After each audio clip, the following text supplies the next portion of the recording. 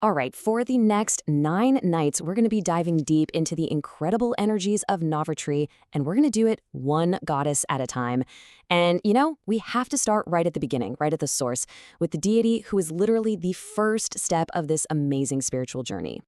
But, to really get a handle on her power, let's just step back and ask ourselves a really basic question. Where does any great journey actually begin?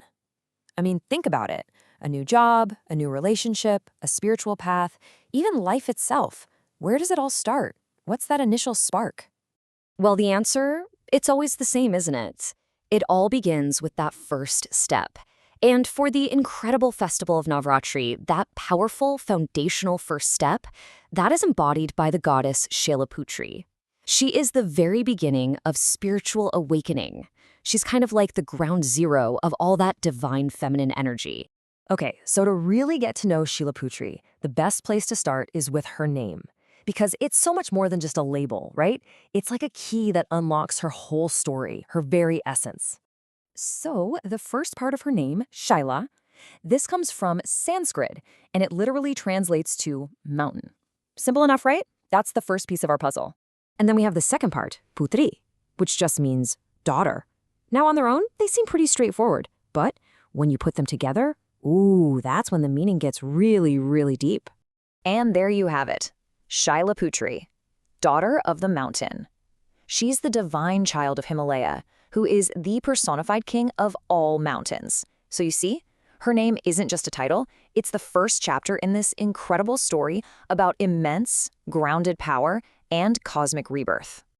And believe me, her backstory is every bit as powerful as her name. See, in a previous life, she was Sati, the beloved wife of Lord Shiva.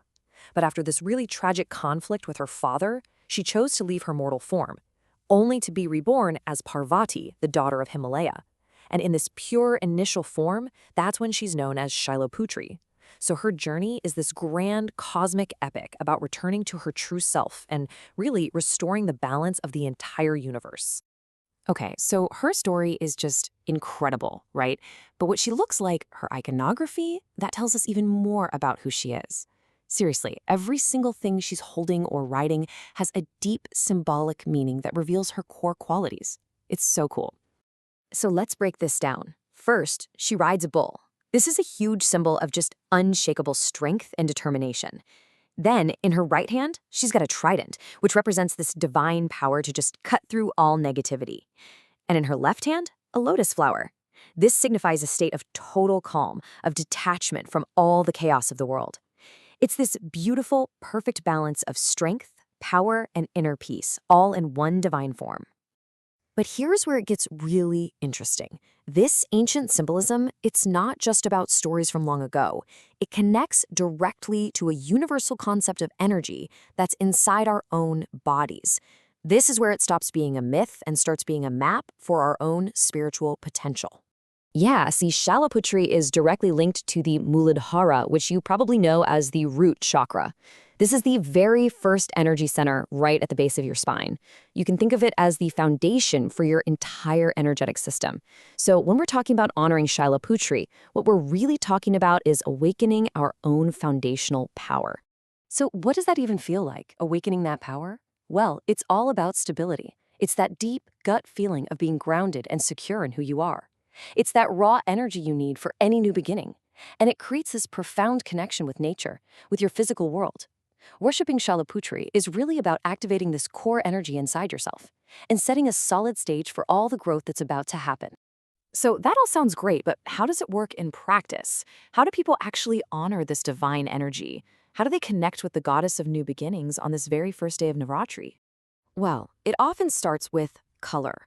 The traditional color for this first day is gray, and that symbolizes a calm, balanced, and stable start to the whole festival, just like a giant, solid mountain, right?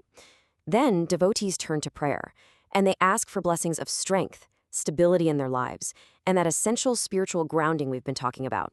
And a huge part of this is chanting a specific mantra, which helps you align with her divine frequency.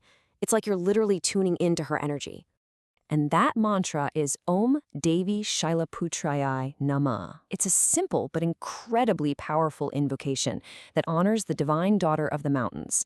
And it's such a profound reminder, isn't it, that every great spiritual journey, every new project, every single beginning we ever have, it all starts with one firm, grounded, and determined step. So the real question is, what new beginning are you ready to start?